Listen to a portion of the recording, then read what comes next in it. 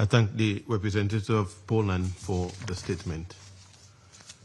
I now give the floor to His Excellency, Mr. Stavros Lambrinidis, Head of Delegation of the European Union to the United Nations.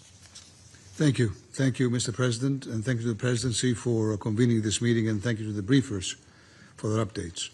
Colleagues, in the 2 months since this Council last convened to address Russia's aggression against Ukraine, the aggressor state has further increased the intensity of its missile and drone strikes, once again throwing aside the calls of members of this Council. It doesn't care. It has, in fact, increased its systematical targeting of civilians and civilian infrastructure in clear violation of international law. On Tuesday, Russian attacks reportedly killed at least 25 people, including children, in 2 residential areas in Chernobyl. Earlier this week, we learned of an unprecedented act of sabotage involving the blowing up of a railway track in Poland. This incident directly concerns the security of an EU member state and its civilians. The threats to our security are real and growing. After investigations, the sabotage was attributed to individuals previously accused of cooperating with Russia. Russia continues to demonstrate what we have repeatedly warned about in this chamber. Not only that it lacks any real political will to end its aggression and engage in meaningful peace negotiations, but fundamentally that the only real root cause of this war is its desire to recolonize by force 34 years after it regained its independence as sovereign and independent member of these United Nations. Colleagues, the UN, in case we forget, was created to promote decolonization, not recolonization. Russia may want us to forget this, but we won't. While Russia cynically attacks Ukraine's energy sector ahead of a harsh winter, the call for an immediate, full, and unconditional ceasefire grows even louder. Ukraine demonstrated its readiness months ago. The UN Secretary General reiterated his call yesterday after yet another brutal overnight barrage when he called for a ceasefire, and I quote him, as a first step towards a just, comprehensive and sustainable peace that fully upholds Ukraine's sovereignty, independence and territorial integrity within its internationally recognized borders in line with the UN Charter, international law and relevant UN resolutions, unquote. All members of the Security Council repeated this call today. All except one, Russia. We welcome recent statements to this end by many countries from around the world as well. A ceasefire is a first necessary step towards a just and lasting peace. So today, we once again echo this message to Russia. Stop the killing, stop it, and join Ukraine at the negotiating table. There's a shocking truth, dear colleagues, about this war.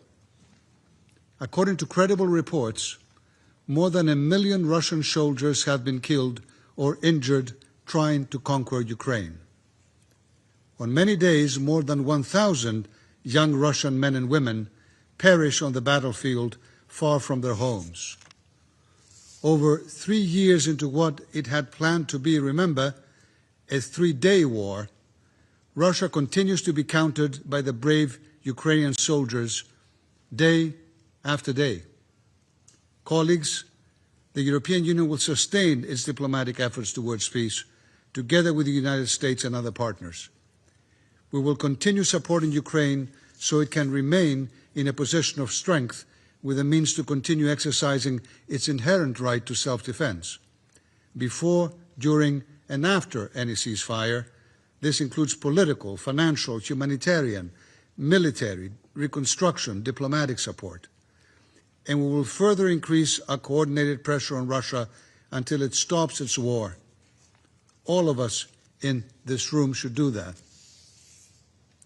When the European Union calls to increase pressure on Russia, it is not to prolong the war, but to push for peace, to create incentives for Russia to stop its systematic attacks, which include violations of European airspace, by the way, and to generally sit down for talks. Remember, Russia too committed itself to this by voting in favor of the Path to Peace resolution in February of this year. But then again, Russia may feel little compulsion to comply with Security Council resolutions or any other resolutions of the UN if third countries and actors and entities therein continue enabling Russia's war of aggression. We condemn again the continued military support provided by Iran, by Belarus, and by the DPRK, and we urge all countries, including members of this Council, to immediately cease any direct or indirect assistance to Russia in its war of aggression. And we call on Russia and Belarus to immediately ensure the safe return to Ukraine of all Ukrainian children unlawfully transferred and deported to Russia and Belarus. We fully support Ukraine's initiative to seize the General Assembly of the immediate need to return the Ukrainian children. The international community must do everything in its power to take concrete measures that facilitate that safe return. Colleagues, in closing, I reaffirm our continued and unwavering support for Ukraine's independence, sovereignty, and territorial integrity within its internationally recognized borders.